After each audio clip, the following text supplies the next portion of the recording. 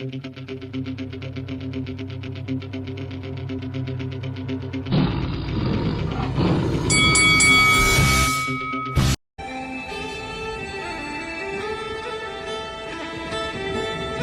that on?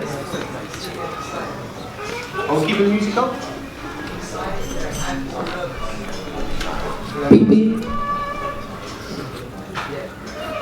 Okay, we'll keep the ambience on. Welcome to the Seek and Destroy Undercard press conference here at Fredericks. Thank you very much for your attendance. A little bit later on we'll be speaking to Anthony Yard and Lyndon Arthur, of course. We've got some fantastic talent up on this table. I've been on the other side of these press conferences because I know you don't want me to witz wrong or anything like that. Let's get straight through it. Speak to these guys very, very quickly, and then you can obviously pick them up and then speak to them for your own individual networks. It's a fantastic card, as you already know, on April the 11th at the O2 Arena, so let's get stuck straight in. We'll speak to Denzel first on the end there. Yes. Denz, obviously impeccable through your career at this moment in time at middleweight. Undefeated through 12, 10 knockouts. Is it going to be another explosive night? Are you looking to get rounds in this time? I'm not really worried about rounds, but I found out what's going on when I found my opponent. Well, that's always a bonus, isn't it? We're working obviously in the Peacock Gym at this moment in time. What type of things are you working on as you're looking to progress in 2020? Everything, really, everything, man. Especially where for this fight, I haven't been matched up yet. We're just going through everything that we find flaws after every fight. We watch what's going on. Alright, cool, maybe I'll get hit with that shot. Let's work on defending that. Sparring southpaws, sparring orthodox fighters, because you never know what could turn up. Because obviously, I understand, but whatever turns up, I'm ready for, because I'm going through everything I need to go through in the gym. Is it a concern that you don't have an opponent as of yet? Nah, I'm not worried about that. That's the grin that I wanted to see. Archie, I'll come along to you. Again, impeccable through your 18 fights at super featherweight. I've noticed recently that you've been mentioning Jamel Herring and people like that, obviously in your weight category, who are holding world championships. How's that going back and forth on the old social media? Are you enjoying it? Yeah, definitely. It's very exciting. Like now I'm being ranked number 3 in the world, so I'm looking for these big fights for 2020. And obviously, O2 Arena, fantastic card, massive domestic dust-up in the heavyweight division to top this. Exciting times to be involved in a card like this, and especially on home soil. Yeah, 100%. What a great card it is. Obviously, thankful to be on the show. I look forward to being on it and putting on a big performance and putting the last December fight behind me. Moving on, I'll come to you, David, at the end there. Obviously saw you in Las Vegas recently. Talk to me about the experiences of obviously being in the training camp with Tyson Fury and being one of his main sparring partners. Yeah, it was a good experience. Something money can't buy. I was just soaking it all in at them. So yeah, that was it really. Obviously moving over into the professional game, we saw you in December do your thing. Very quick night that night. Talk to me about that experience of stepping into the pro game in front of all those fans and under the bright lights. Yeah, it was a good experience. Really get one debut, so I was trying to suck it all in. I rushed my work a bit, but at the end of the day, I mean, I think every performance I have, I'm going to probably find flaws in, so I just got to enjoy it and take it as it comes. As well as getting the work in with Tyson, did you have any conversations, any chats, being around in that week? He's a wealth of knowledge to pick on. Yeah, exactly. Yeah, I mean, after every training session, we'll probably talk about 45 minutes about personal things, boxing. He'll give us also constructive criticism, tell us what we're doing good, tell us to keep doing what we're doing. It was all good work. I mean, you kind of learn the sport from a different perspective when it's at that sort of level. Top man. Hamza? Yep. Last performance, sensational performance. Best one of the career so far, would you say? Yeah, 100%. I captured the European title against a game competitor as well in Ryan Kelly. But as for now, April 11th, looking forward to it and hopefully get another defence under my belt.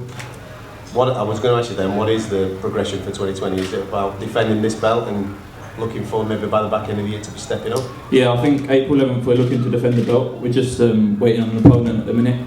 And but yeah, regardless of who it is, we'll prepare, overcome and just get the win at the end of the day, because that's what matters most.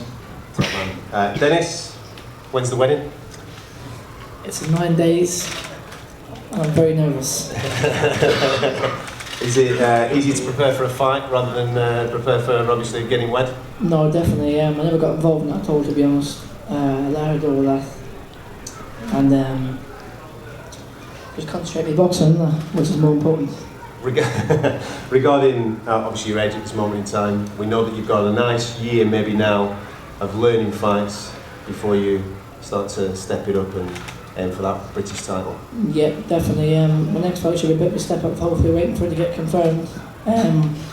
With a decent kid, so that should be good.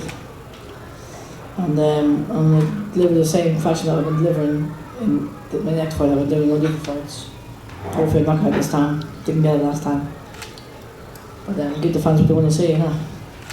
Good to hear, mate. Obviously, these two gentlemen next to me, Chris and Johnny, they've been at it before. Chris, I'll come to you first. You obviously got the better of the first fight. Since that first fight, we've seen you in there, and obviously we've seen cuts and various things like that play a part of the outcome of your fights. How are you feeling about coming back in with Johnny on April 11th?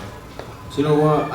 When I boxed Johnny, first of all, he gave me the opportunity to fight for the title, and after that, like I said, we'll have a rematch. You know, whatever happens, whether it is happening now or just straight after. You know, obviously my last two fights have been cut bad, but you know, it is what it is. If you're gonna go swimming, you're gonna get wet, and but you know, as long as he keeps his net out of the way, I'm happy. I'll take punches there, no problem. But you know, it is what it is. Just at the end of the day, we're both fighters, and we're gonna fight. Seems an awful amount of respect between you two. Even before I arrived, and I saw you both having a little bit of a conversation and what have you. But once that first bell goes, away we go. At the end of the day, you know, there's too many, how can you call them, I swear, dick guys out there, you know. Some respect for each other, you know, life's too short. You know, he's giving me advice on how to make overnight oats, so I'll try that tonight now. But no, at the end of the day, we're going to fight, you know, it's a professional game, and you know, I'm confident I'm going to do the job, but also he's confident as well. Do you enjoy being a road warrior? No, I don't enjoy getting up early this morning. But no, at the end of the day, you know, you fight where you got to fight. But it's just still a ring, whether it's in his backyard or whether it's my backyard, we're still going to fight. Yeah. Fair point. Johnny, from the first fight, what are the learns? Moved me head a bit more, that's the first one.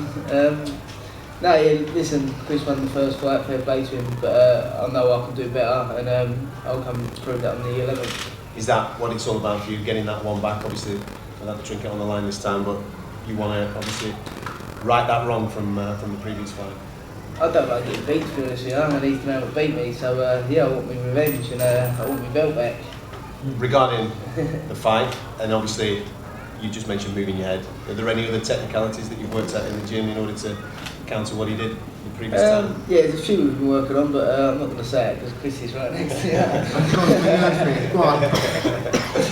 No, fair enough. It's an absolute classic ding dong that between Johnny and Chris, I'm sure you all agree. I told you I won't keep you too long because I know that you all want your own individual interviews with these guys before we get stuck into the conversation with Anthony and Lyndon in a moment or two, so make sure you stick around for that. Don't forget tickets are on sale if you're watching this at home for this epic card, which is headlined by Dubois and Giorgio. It should be an absolute cracker on April 11th at the O2 Arena. We'll be back in a minute with Anthony Ard and of course Lyndon Arthur at the co-main feature for this at the O2. Thank you.